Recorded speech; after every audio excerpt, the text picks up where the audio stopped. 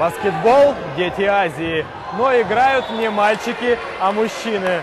Если у вас есть какие-то сомнения, то к концу этого сюжета вы не сможете со мной не согласиться. Первая игра дня – Китай против Дальнего Востока. Как ни странно, на этих соревнованиях Поднебесная берет качеством, а не количеством. 7 игроков из 12 возможных и только один тренер. Но эта команда – это такая машина баскетбола, остановить которую кажется просто невозможным. Сборную Дальнего Востока универсальные солдаты Китая выигрывают с почти двойным преимуществом. Следующая игра с Якутией, но у нас нет никаких планов на эту встречу. Мы приехали просто играть и побеждать. А вот и встреча сборных Индии и Сирии. Стоит отдать должное сирийским ребятам. Играют в пас и очень слаженно, как настоящая команда. Но мастерства им так и не хватает. Индия будто в отместку за вчерашнее поражение якутянам уверенно и технично ведет в течение всей игры. Счет 67-51. Мы и дальше будем действовать так же. Эта игра показала нашу эффективность. Будем держаться в том же духе. Ну и по традиции на десерт очередное противостояние наших народных героев. В этот раз их соперниками стали сибиряки.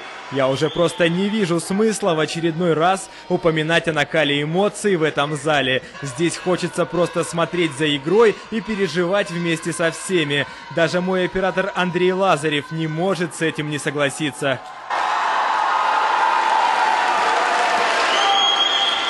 Но Якутия играет просто безукоризненно. К концу третьего периода от сердца полностью отлегло. Сомнений в нашей победе не остается. Однако тренерам Якутии и этого мало.